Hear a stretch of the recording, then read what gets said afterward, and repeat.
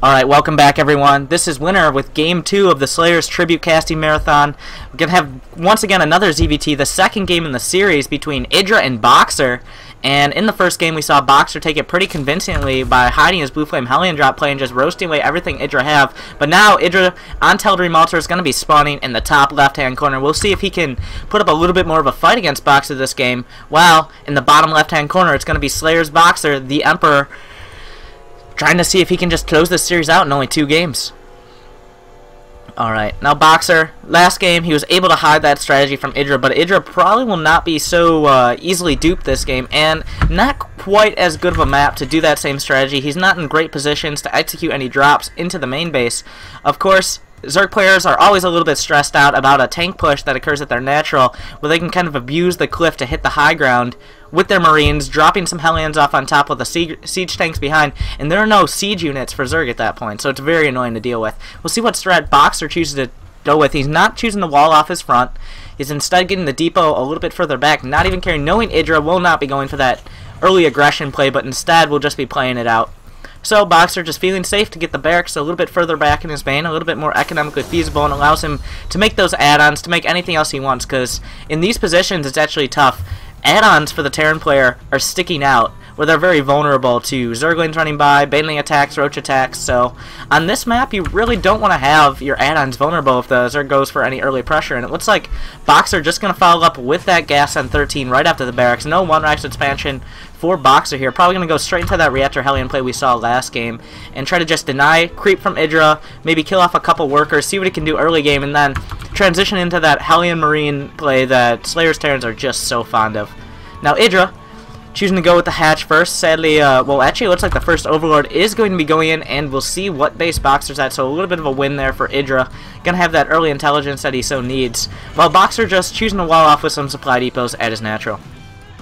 BoxeR sending out his SCV in the wrong direction, just going to check for the expansion. Of course, he could have no idea where EGIdrA was at the beginning of the game. He had a 33% chance of sending it the right way, and just kind of sucks for him that he didn't. But checking the expansion, seeing there's no hatch is going to allow him to move up to the cross positions, but once he sees the Overlord, he should be able to figure out exactly what's going on. And the first Marine, looks like BoxeR actually going to want to put on a little bit of pressure with that first Marine, maybe kill a drone or two, force him off the line. If the SCV was in range of the hatch a little bit earlier, maybe he could have thrown down a bunker, put on a little bit of early pressure, but that pretty much, just because the SCV was not scouting in the right direction, is going to be stopped for the time being. Now BoxeR going to finish 2 Marines and start up the reactor to switch to his factory. The first Marine coming up, going to take a couple shots at the Overlord. Here comes the SCV. We'll see if he wants to create a bunker, but now that the hatch is finished, creep is already beginning to spread. Looks like this is just for scouting, especially now that the first couple Zerglings are on the way. A single Marine, not especially effective. Once you get up in the 3, 4, or 5 count, maybe some slow Zerglings won't be as much of a threat. But BoxeR will see absolutely everything that's going on. He'll count the gas. He'll see speed is about 20 gas away. And he won't be worrying too much about early Zergling run-bys like he might have last game, where EGIdrA went for that gas first build. Now, BoxeR just going to wall off with that command center, going for the exact same build we saw last game. The Reactor Hellion expand, only a single gas geyser, pumping out those Hellions. We'll see if he chooses to hide them until he has 4, or goes with the first 2. I wouldn't be surprised if he goes with the first 2 this game, because EGIdrA probably knows what's up at this point, and here comes BoxeR moving those Hellions out. He just wants to roast away as many Zerglings as he possibly can, deny as much creep as he possibly can, before that speed starts to kick in and drive back those Hellions if EGIdrA uses them effectively. Now BoxeR continuing to create Hellions. We'll see if he switches it out with the barracks and chooses to go for the Blue Flame once again. Now, few of the slow Zerglings going to get caught. BoxeR going to be able to take him down with that Infernal Pre-Igniter right now. Or, wait, what do you call him? Infernal Flamethrower. Infernal enough. But oh, are there actually any queens back in the main? It looks like EGIdrA tried to wall it off. BoxeR has now a couple Hellions, and now he's going to choose to move them in.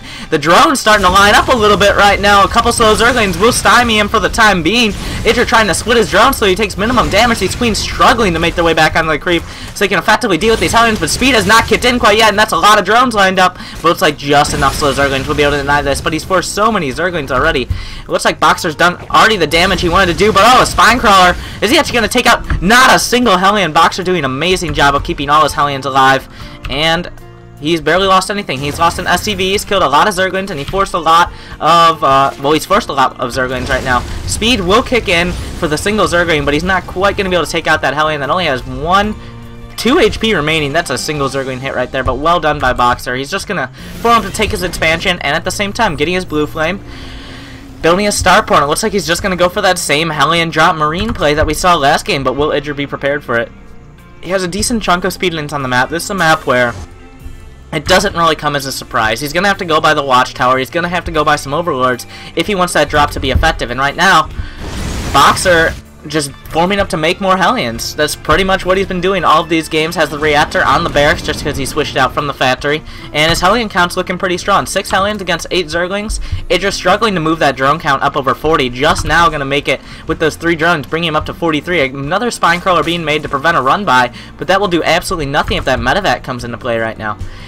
A couple Zerglings looking to counterattack as soon as BoxeR moves out. He doesn't have the Watchtower though. A couple Blue Flame Hellions will be able to hold it. Now EGIdrA will see that Blue Flame has entered the field and will have to account for that. He's got the Baneling Nest on the way. A Roach Warren might be the safe bet, but I don't know. EGIdrA, a pretty stubborn player, might not choose to get that Roach Warren. Instead, maybe just try to deal with it with Speedlings. That might not be the ideal situation though with this medevac moving out and the Marines inside.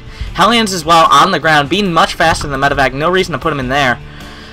But now a very strong attack coming in. Does he still have Marines? He does not have Marines in the bunker. EGIdrA has seen this attack, and now BoxeR's going to have to deal with a run by. The reactor has come right back onto the factory. He's going to have Hellions popping up, but right now, BoxeR simultaneously executing a drop while there were Zerglings in his main. But here comes the drop right now, but there's a spine crawler kind of denying it, targeting down the medevac. It looks like the SCVs are forced to be pulled to deal with the drop shot right now. He's just targeting down the spine crawler. The spine crawler going to get at least one of the Hellions.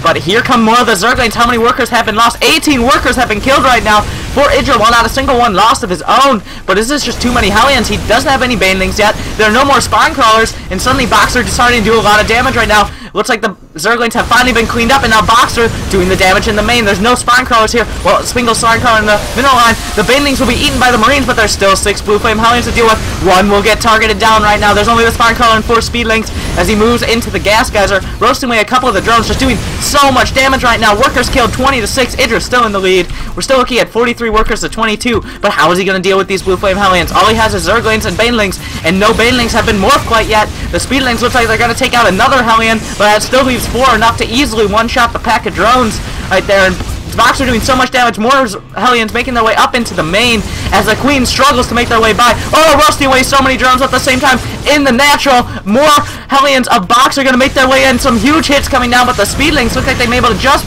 deny it, but BoxeR keeping on the pressure. He's still continuing to make Zerglings.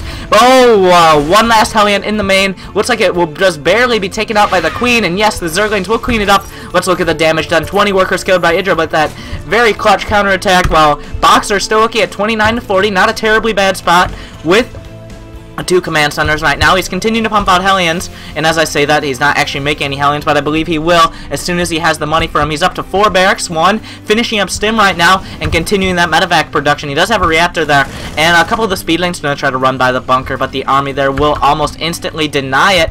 A Hellion moving out just to scout. It is faster than those Speedlings off creep, so he will be able to, well, it's at least fast enough to escape from the Speedlings off creep. So he will be able to deny any Zergling scouting if he wants to come up the ramp. And now here comes the Spire for EGIdrA. But making that Spire will leave him open for a timing where suddenly BoxeR, he has Marines, he has Hellions, he has Stim, and all EGIdrA has to deal with it is Lings and Banelings. But right now, Baneling speed about halfway done. If he can finish that up and he gets BoxeR on the creep, he can clean up an attack like this very easily. But where are the Lings going? He saw the dropship, but now he has to go all the way back to his main. He kind of missed it for the time being. There's no way BoxeR's going to drop that off on top of a bunch of Hellions. He's a very strong player. He's always going to be paying attention to what needs to be paid attention to. And now here comes BoxeR. He's actually taking the supply lead right now. The army supply looking very strong. 37 to 9. Oh, he's going to drop the Hellions off, and he's going to be denied almost instantly by those Zerglings using the high ground advantage. This is a map where that valley is still in play, so he's able to roast away a couple extra Zerglings right now. And EGIdrA looks like he has just enough to make some Mutalisks right now, though. And he's going to be in a great position to deny these drops as soon as those Mutalisks come out. BoxeR is struggling to bolster that Marine count. The medevac being driven back by the Queens. The creep sort of EGIdrA just now being started up. He has a single Queen spreading creep, but here comes the attack of BoxeR. 11 Mutalisks on the way, but there's so many Marines on the field. 25 Marines and 2 medevacs, easily able to deal with 12 on upgraded mutas. Now that they have combat shield and stim, he needs to split perfectly though. EGIdrA does not know this attack is coming in quite yet. There are no banelings on the field and only 18 lings. That might not even be enough if they are all morphed into banelings, but here come the Hellions. A couple being targeted down by the mutas. He needs to pull those back. Oh, not a single Hellion lost. A single muta will get taken out. Banelings desperately being morphed behind the army right now, but muta's going down left and right. Here comes BoxeR, and suddenly there's no banelings on the field. Every single one of the Zerglings getting evaporated. Here come the Blue Flame Hellions. Here come the Marines, and what is there left for EGIdrA right now? There are only 8 mutas and there's 11 Zerglings off the field. Suddenly BoxeR moves in. GG, and that's it. And he's able to do it again. BoxeR takes out EGIdrA 2-0.